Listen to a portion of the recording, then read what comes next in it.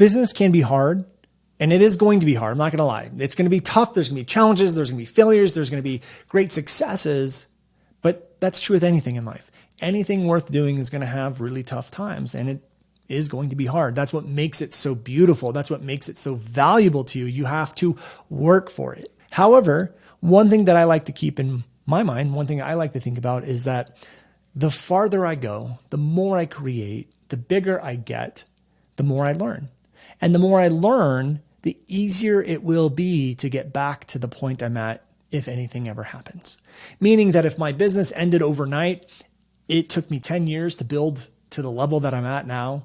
It will not take me 10 years to build to the level that I'm at now. It'll take me a year, maybe less. I don't know. But it will not take 10. Why? Because I have experience. I have learned. I have a lot of lessons. I know how to do it. And I can do it again and again and again. And so what I want to do is teach you or walk you through 5 lessons that I have learned in building a multi-million-dollar online course-based business. And I want to give you these lessons to hopefully speed up your progress as well. These are 5 lessons that I still use today, embrace today, and allow me to have a lot of success today. So if that's interesting to you, well, keep on listening. Hi, I'm Brandon Lucero, and you're about to experience the new way to thrive in business, entrepreneurship, and life by leaning into who you are, what you love, and standing up for what you want to create. Get ready, because this is where we go against the grain, say no to outdated society norms, and we say yes to change in order to create a happier, more fulfilled world. Welcome to the New Generation Entrepreneur Podcast.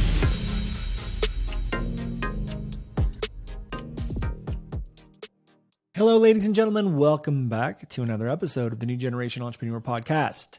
Today, we have a great episode lined up for you because we are going to be talking about the 5 things that I wish I knew and fully understood before getting into the space. So I'm going to go through 5 things. I actually have 6 things. There's a total bonus one. Actually, as I'm talking, I'm adding another bonus. So we might actually have 6 or 7 things that I wish I knew before I got into this space that I've had to learn the hard way. And I want to share those lessons with you here today to prepare you for what's to come, to prepare you for things you may not know yet. And so there's a lot of lessons, there's a lot of failures, there's a lot of hard times.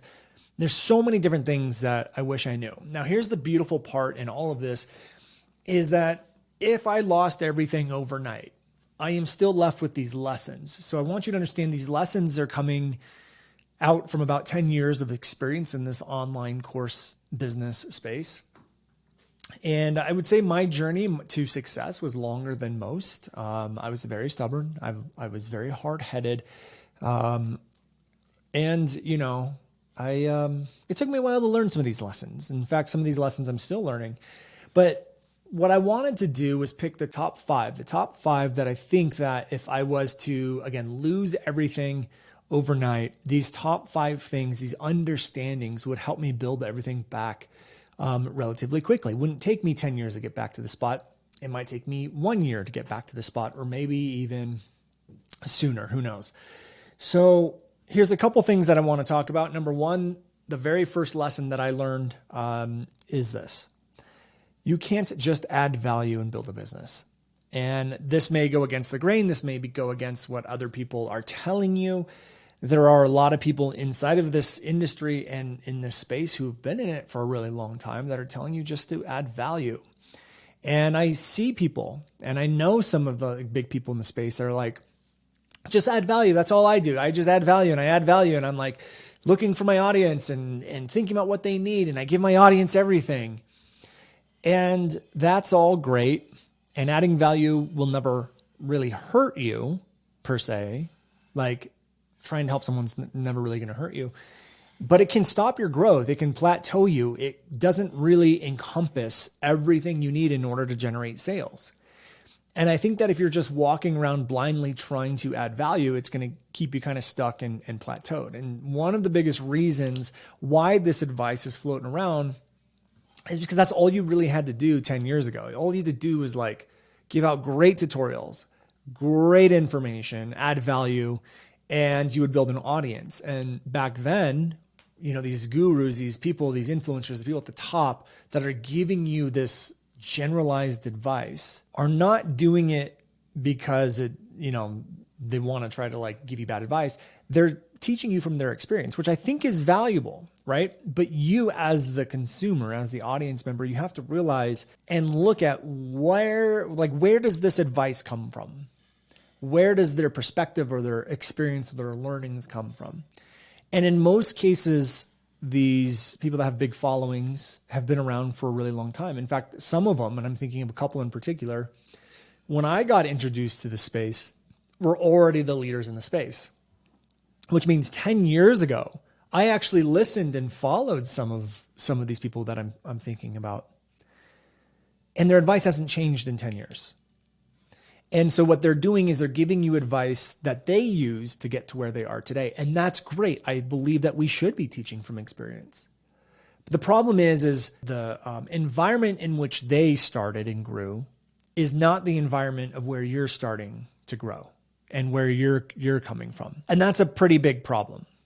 So it's a pretty big problem because when they got started, there was not oversaturation. It was a new market. You could pretty much just create content and people would consume it because you're the only option available. But nowadays there's, for every industry or every niche or whatever, there's going to be 50, 100, 200 competitors. And so blindly just adding value just doesn't really work anymore. So we have to really think about what does it take in order to generate a sale? And there's a couple different things that have to happen. There's two different types of trust that need to be built. So number one, they need to trust you as a human. And we all hear, build the know, like, and trust. The same people that are telling you to add value are telling you to also build the know, like, and trust, yet they're not telling you how to do it. And that's another big problem is no one's telling you how to build the know, like, and trust, and no one's telling you how to add value. We'll talk about that in a second. One of the things that we want to start to look at, again, is what environment did they grow up or start in? What environment are you starting in? What does it take to really generate a sale? And there's two types of trust that we need. Trust number one is human-to-human trust. They need to trust you as a human being. Number two, they need to trust in your ability to solve their problem. You actually need to understand what problems you're solving in order to stand out inside of the space. You need to be able to develop both sides and types of trust inside of people. You need to also build connection. And so what happens is when we hear the advice, just go and add value, our assumption and what these people mean is add value means like give your best stuff away and add information, give out information and tutorials. And if you've been doing that and you're not seeing the results, it's probably because you're not incorporating everything else that is involved, which is, again, the connection, the two types of trust, standing out, different styles of communication. We need all of that. And we also need to understand that value doesn't just happen in the form of information delivery. Value can happen by raising people's awareness to things they were unaware of, explaining things that haven't been explained to them before, explain why problems exist in their life, except and not telling them how to actually solve them, but here's what you're doing that's causing it. Here's what you're doing that doesn't work in order to fix it. I want you to stop making these mistakes. I want to validate who you are. I want to inspire you, motivate you. Those are all different ways and forms to add value. So although I do believe we want to add value, we can't just assume that value, because this is what everyone means when they say just add value. They mean give away best stuff, teach it, educate. That is one form of many. And the more masterful you become in different ways to add value, the higher the chance that you're going to generate sales and an audience. And what's deep rooted in the advice of just add value is the assumption that we're here to build an audience. And when people say just add value, what they're really trying to get you to do is like become the expert. And when you become the expert, you become someone with an audience. You start to build an audience and people follow you. And although that can happen, one of the flaws that I've realized in this is that audience doesn't mean sales. And so when we focus on building an audience, people just assume a byproduct of an audience is sales. And that is absolutely not true. And there's a lot of people with big followings with no sales. And there's a lot of people with small followings with big sales. And what is not associated or assumed when you hear just add value is that, yes, you want valuable content, but you also want profitable content. And what we have realized is that when we have profitable messaging and we have profitable content a byproduct of that is actually audience growth. And here's the reason why.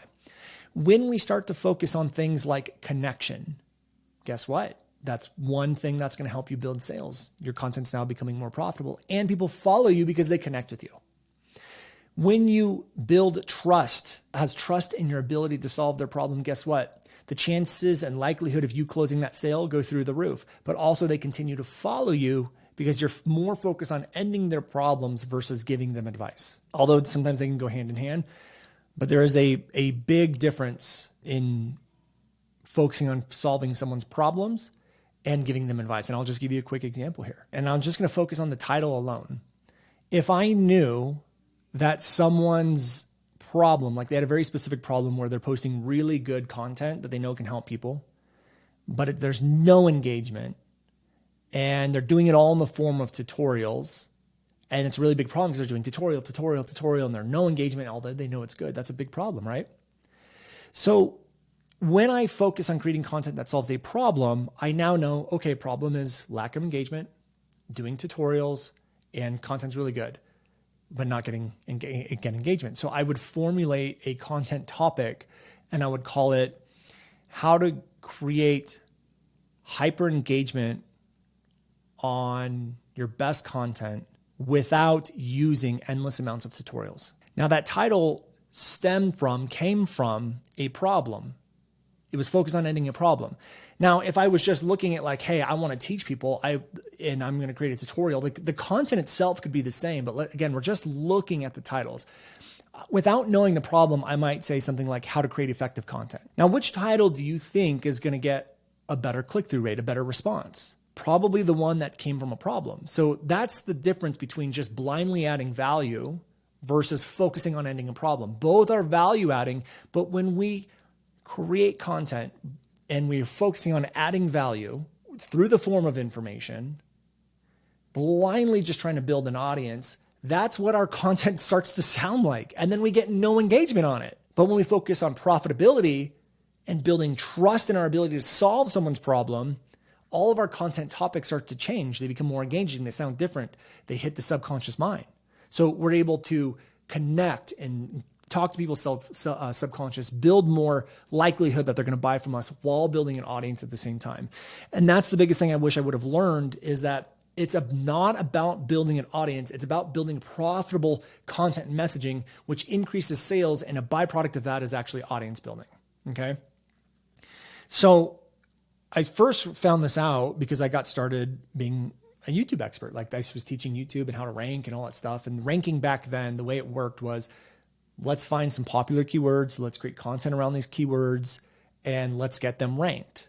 That's what I started to do. So I started to create videos, and it would take me 3 days to edit a video, film and edit a video. I would put it up there, and I was on this hamster wheel of creating content, but it was working. I was building an audience.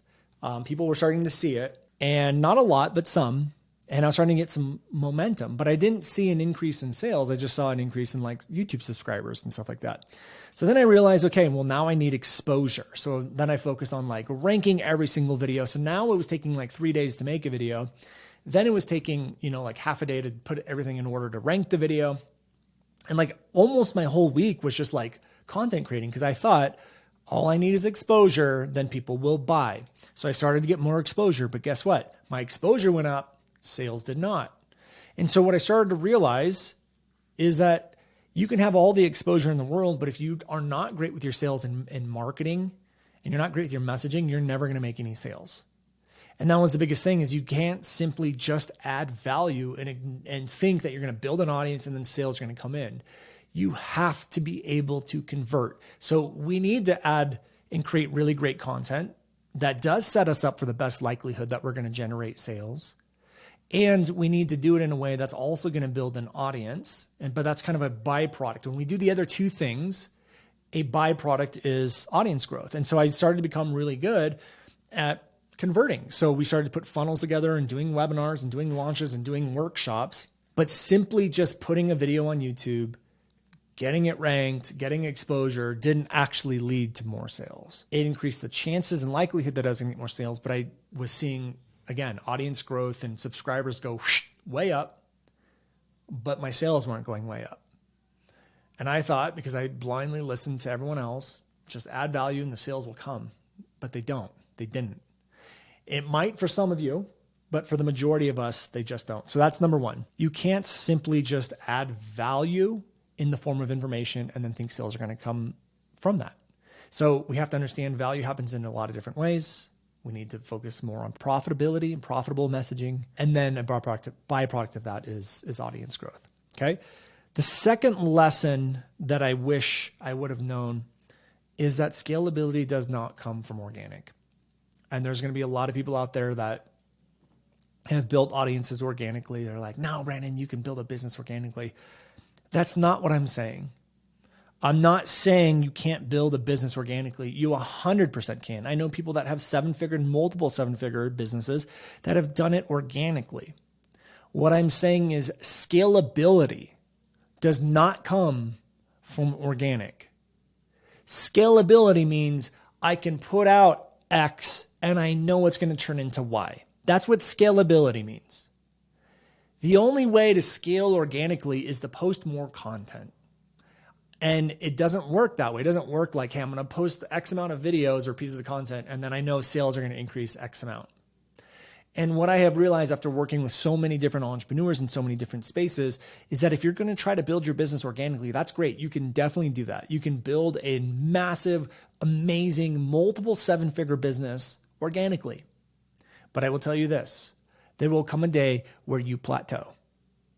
And the only way to increase sales is to increase your audience size. And let's say you have 250,000 fans on Instagram and an email list of 100,000, and your business is at 5 million a year and you can't grow anymore. If you want to get to 10 million, you know what you have to do? You're going to have to increase your followers to 500,000 and your email list to 200,000. You're literally going to have to grow your audience size. And there's a lot of people that are in that cycle right now where ads just they've never cracked the code on ads. They've never focused on ads. They're really good and have a lot of influence. They're very, very good with their organic, but their business is plateaued. And again, there's nothing wrong with that. You can definitely do that. But what I have realized with organic is that it is slow. It takes time. If I was to start a business all over again, I would not wait around for organic. I would 100% be using ads. Now, the disclaimer is that I've spent a lot of money on ads. We've run an agency doing this. I have a lot of experience doing it. So for me, that's just the easiest way to do it. But what I had wished I knew a lot younger, especially when Facebook ads became a thing, is that when you can master paid traffic, and you understand how to convert it and how to sell to cold traffic and how to create a funnel off of it and how to measure the KPIs on it and to do all of that stuff, there is no limit. You can just constantly have lead flow. You can constantly have sales come in and you can constantly do all of that stuff. You can have constant growth inside your business. Now, I will say, I am not a believer that you need one or the other. I'm not saying you need ads or organic. I actually believe you need both. And one of the things I wish I had in my business was a little bit more of an organic reach and audience, because I see a lot of people do amazing things with organic audiences. So I'm a big believer that you actually need both. It's about balancing both of them. But in the beginning, what I had done is I had quite literally spent 2 years just posting videos on YouTube, trying to build an organic audience. And I did. I built, an email list of maybe 10,000 and had 30,000 subscribers on YouTube, and I had built a multiple six-figure business, and it took years to get to that point, 3 to 4 years to get to that point. Whereas I do believe that if I was just, more focused on Facebook ads because they had just come out, or investing in courses to learn it and testing and tweaking and being okay with that, I would have made a lot faster progress than I did. And so we have to understand is that scalability doesn't come from organic. If you really want to have scalability inside your business and speed, you should probably embrace ads. Now, this comes with a disclaimer. You're going to probably lose money when you first start with ads. It takes time. It takes experience. It takes, lessons to be learned. So don't spend more than what you're willing to lose in the beginning. Definitely hire mentors or take courses or whatever it is. But I'm telling you this. if you can master the art of paid traffic, you're never going to have to worry about plateauing with your organic. You just won't. Again, they go hand in hand. You need both of them working together. A bigger organic audience will actually help with ads and all of that stuff. So that's lesson number 2 is I wish that I didn't become so dependent on organic in the beginning, because it actually took really long in order to figure out what was working. I mean, there's ways to even utilize ads today. Like if you want to test out messaging or topics or webinar topics, you can use through-play campaigns or engagement campaigns or get really cheap, inexpensive exposure on your content to test out messaging. Like paid ads just speed up everything. But again, it's going to take a dedication and a certain level of mastery in order to get it figured out. Okay. All right. The next one, number 3, your success is determined by your balance of speed, mastery, and stillness. This one took me a long time to master. And actually, this is one of the biggest things that I see with our students all the time. You cannot get into perfectionism. You cannot overthink things. There is really, I'm a big believer that I don't think there is really much you can do. Like if you're smart, that's going to take your business down. And I think a lot of people think every post needs to be perfect. Every piece of content needs to be perfect. Every ad needs to be perfect. Every caption needs to be perfect. Every copy needs to be perfect. And it's like, no, 70% is good enough. 70, and this is something that I've learned to embrace over the years, is 70% perfect is perfect. 100% perfect is failure. And there were, even inside of our ecosystem, I see students every day that sometimes people have been in our program for 3 months and have posted like 3 or 4 pieces of content. And it's like, what are you doing? Just go and post and learn and tweak and test and just post and post and post and try and try and try.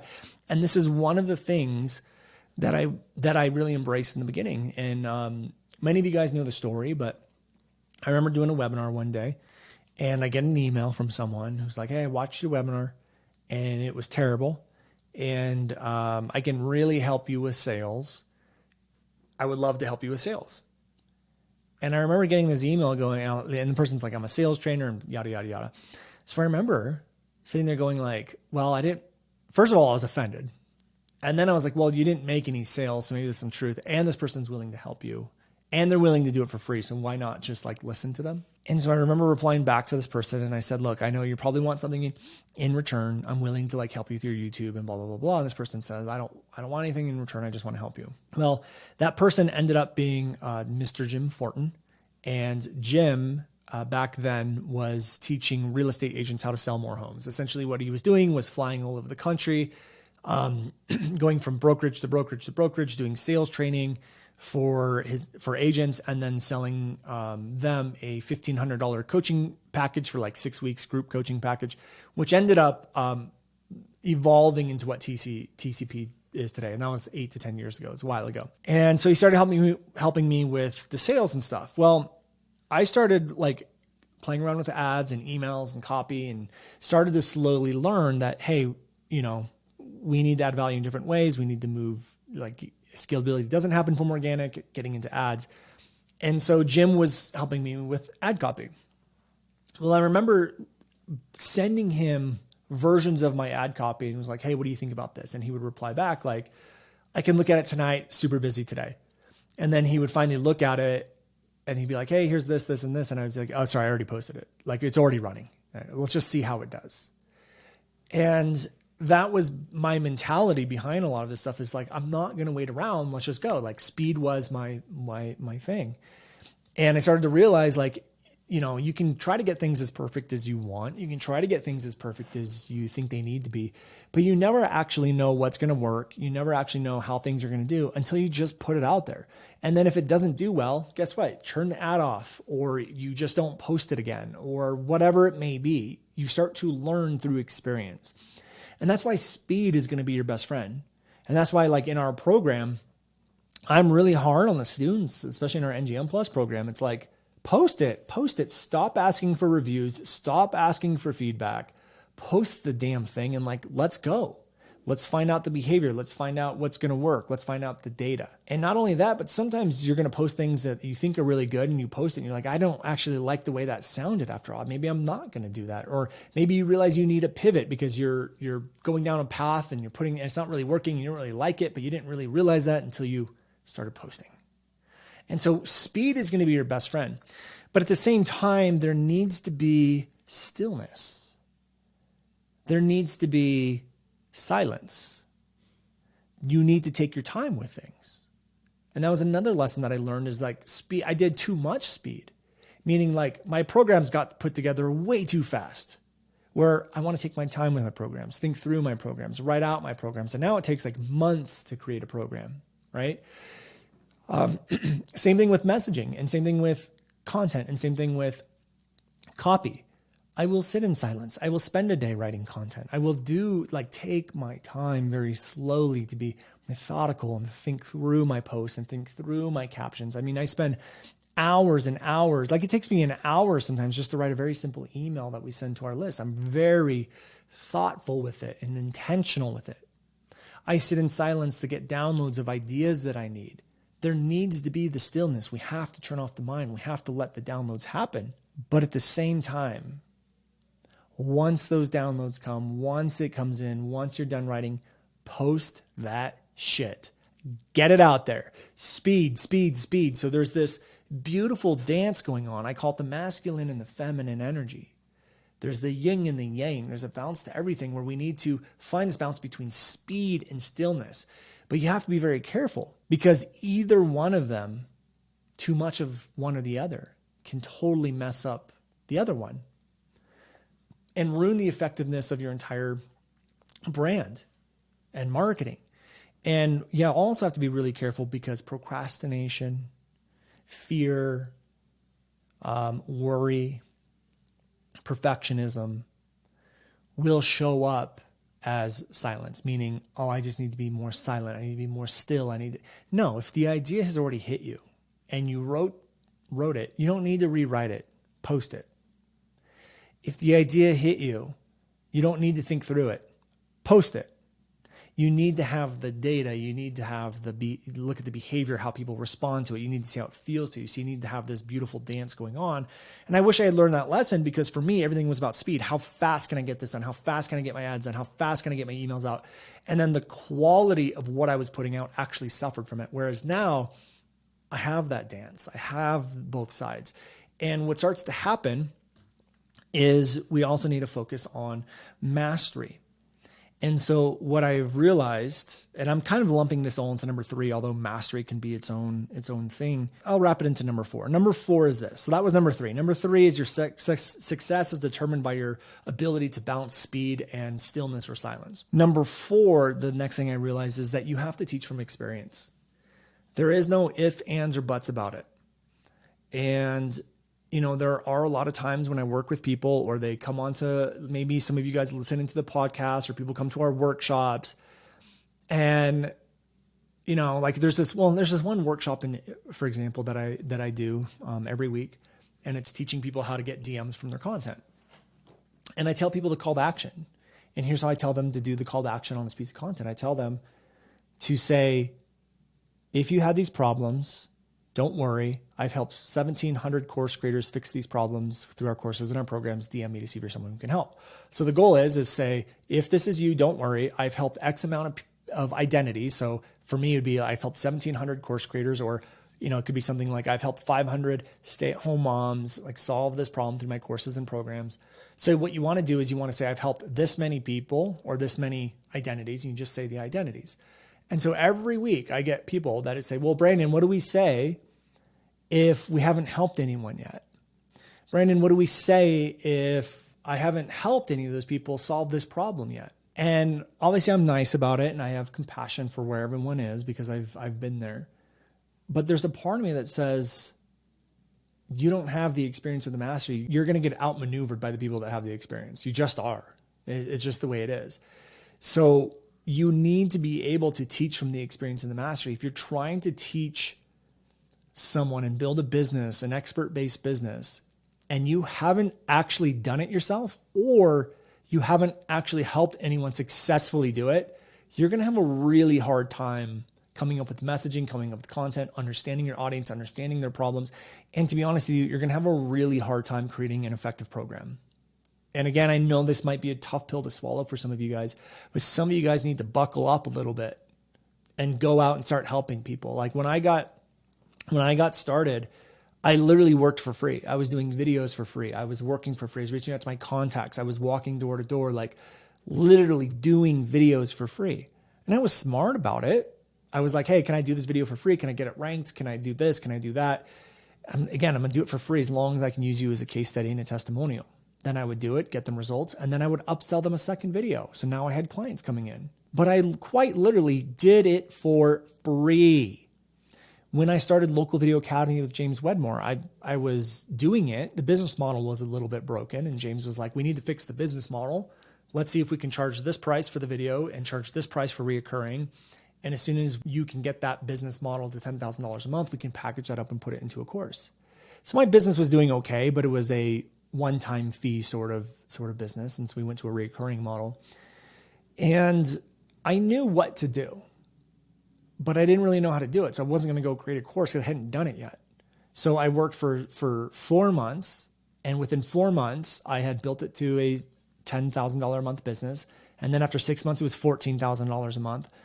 And then I was now able to teach from experience. And so some of us have our degrees and we have our certifications, and we think that we're qualified enough to now create a course and a program. And you might be able to help people. I'm not saying you're not going to be able to help people, but there's just a depth or a knowing that you will not have yet until you go get that experience. And so I use the example of like medical school all the time.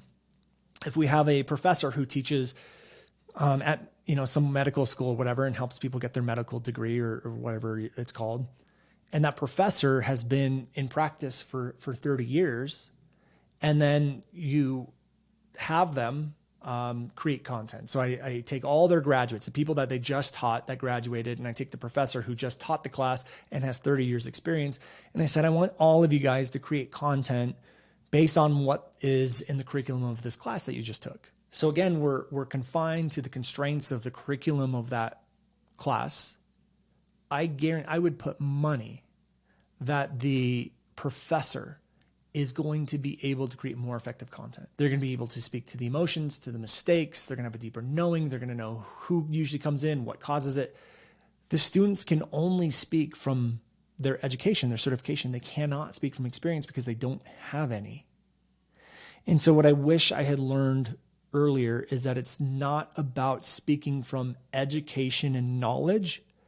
It's about speaking from experience. The people that are at the top of their space are the ones who are speaking from experience.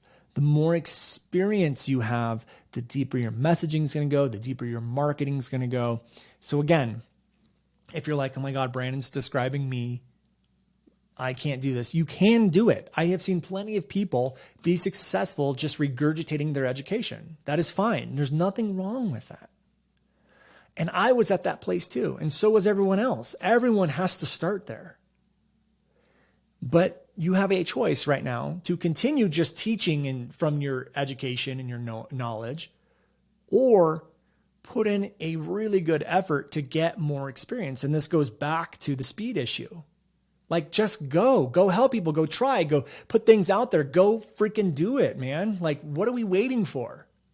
You want an invitation? Go get the experience, go work with people. Even if you have to do it for free, go.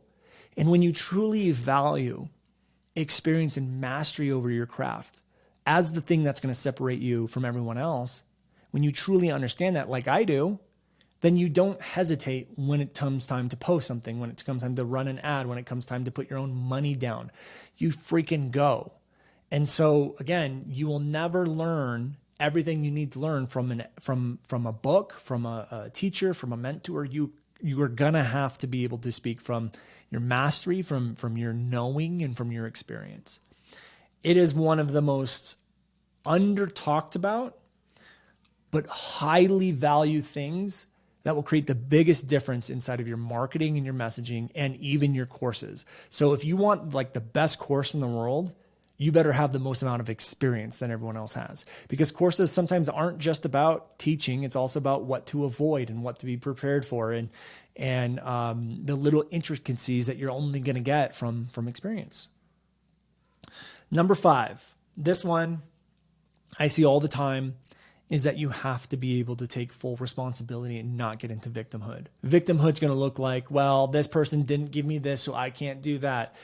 This course didn't do this, so I can't do that. This employee did this, so now I can't do that. Why is that person making more sales than me, even though I know more than them? It's like, no, take full responsibility for everything in your life. You don't have the sales you want, that's your fault. You don't have the content that is getting followers, that's your fault. You don't have a sales funnel that works, that's your fault. It's not your mentor's fault. It's not your course that you took's fault. It is 100% your fault. The reason you don't have the things you want in your business, in your life right now, it's your fault. You haven't taken the time to learn. You haven't taken the time to invest. You haven't taken the time to do the things you need to do, whatever it may be.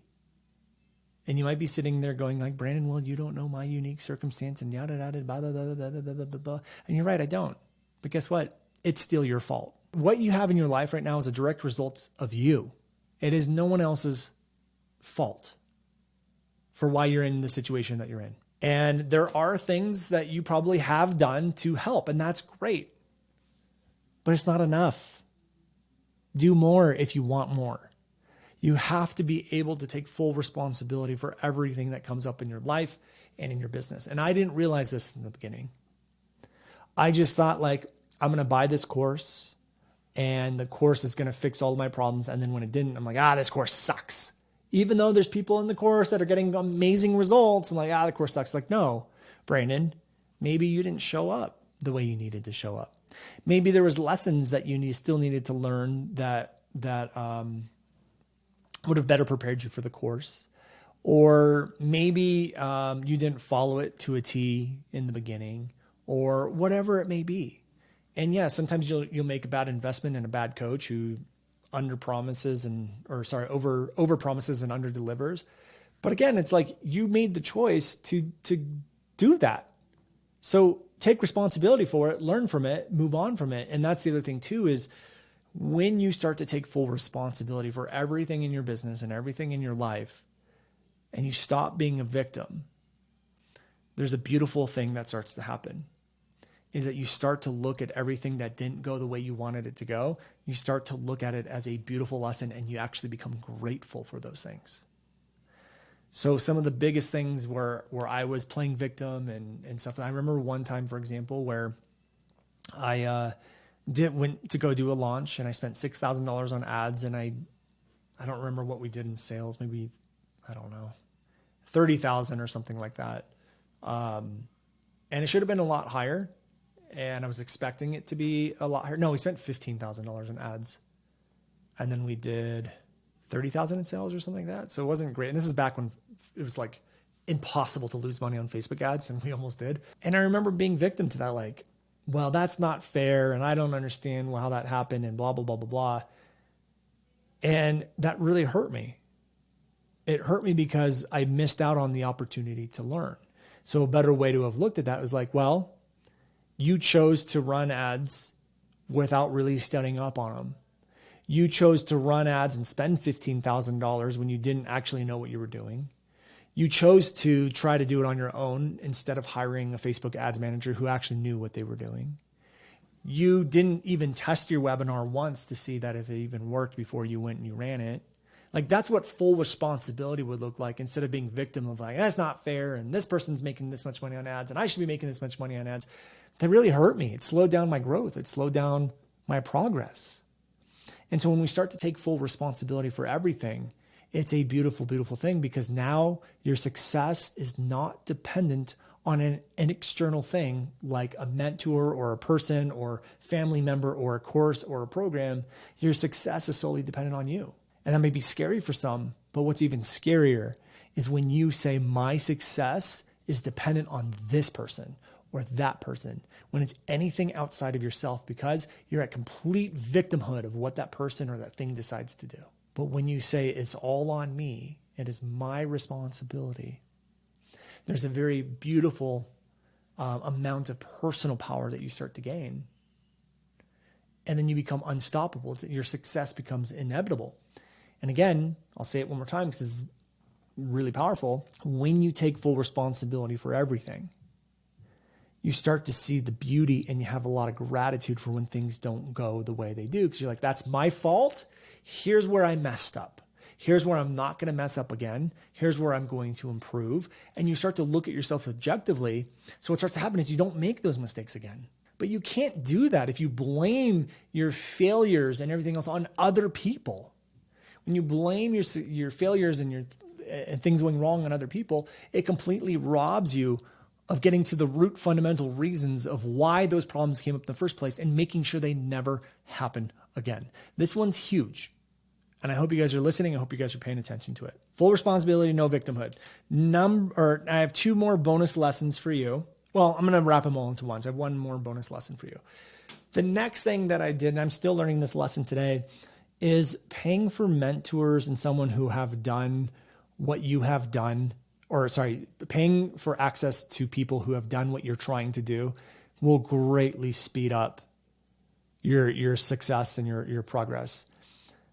Even this year alone, we've spent $40,000, and during a time when like my logical mind was telling me to hold on to that money because you might need it. We spent it anyways because I knew having access to people and processes and training that from people who have already done what I was trying to do was going to be very vital. And it was. And even now, we're taking the sales training from Cole Gordon at closers.io and building out a sales team and doing all that stuff. And I'm like going through it. I'm like, there's no way in hell I would have been able to figure all this out myself. There's just no way. And, we paid $20,000 and we might do another round of it. So again, another $20,000 to have access to it.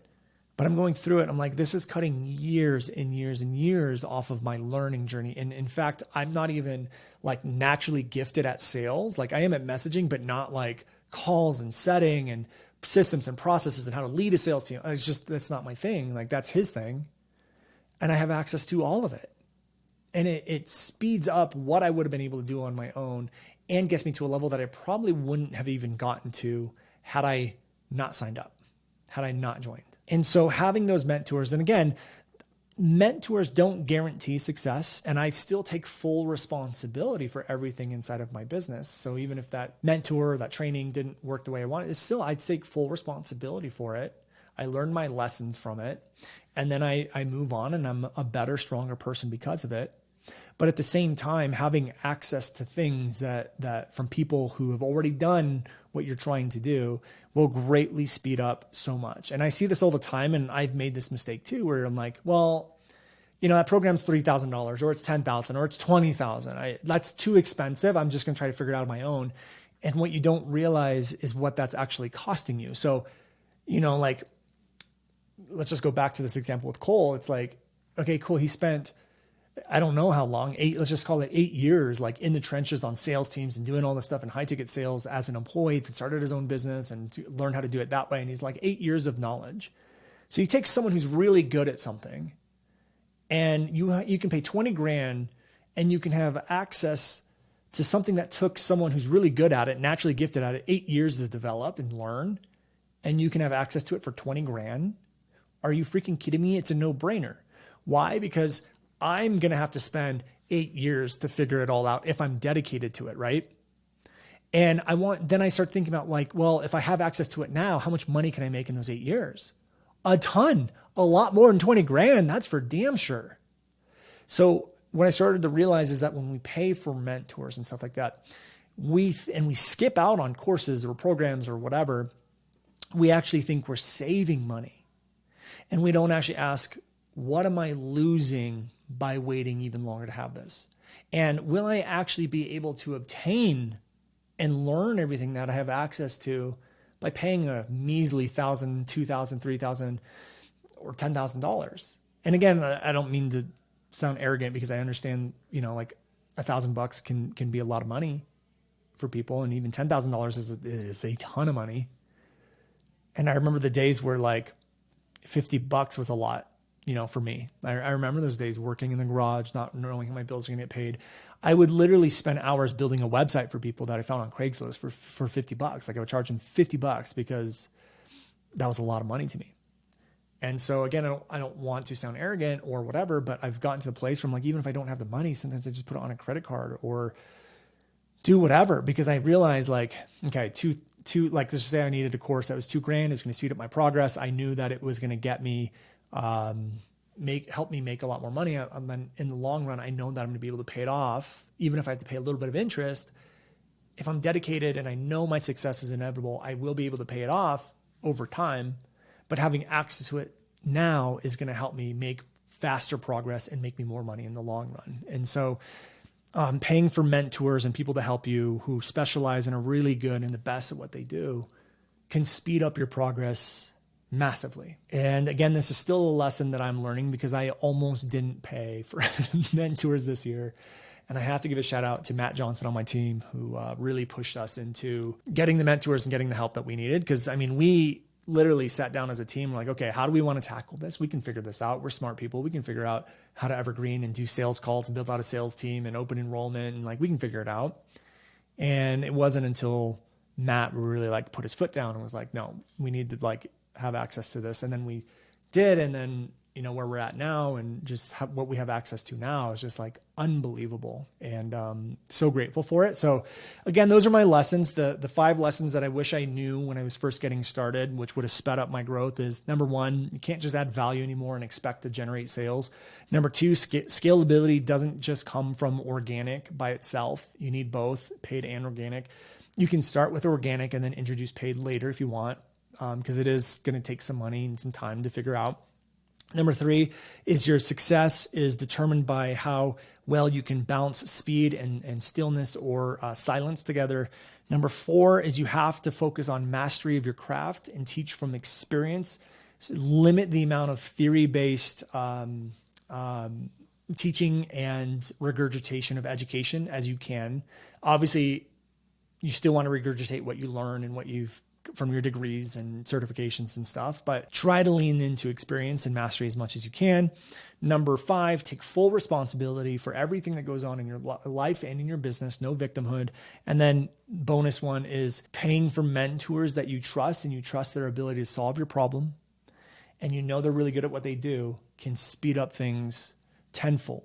And even if the investment puts you in debt, I'm not telling you to go in debt. You got to make your own choices. But even if you have to, chances are, if you're dedicated, chances are that it will speed up your progress to getting you to where you want, which ultimately could end up making you more money. Again, I'm not telling you to go into debt, not telling you giving you any financial advice, just teaching you from my own lessons. So those are the lessons. Hopefully you guys enjoyed them. There are a lot more. There's a lot more strategy-based lessons and things like that. But these are the top 5 things that I wish I knew before I started this course-based business. So with that said, we'll wrap up here. If you guys enjoyed this episode, let me know. And I'll see you all next week for another episode. Take care. Hey guys, thank you so much for checking out another episode of the New Generation Entrepreneur Podcast. If you enjoyed this episode, go below, hit the subscribe button, and make sure you click on that bell icon and get notified every time we drop a new episode. Now, if you're looking for the show notes, we have them linked underneath this video, as well as our social media handles and some links to free training and offers that we drop from time to time to help you guys even further. So go check those out if you're interested, and thank you so much for tuning in to the New Generation Entrepreneur Podcast.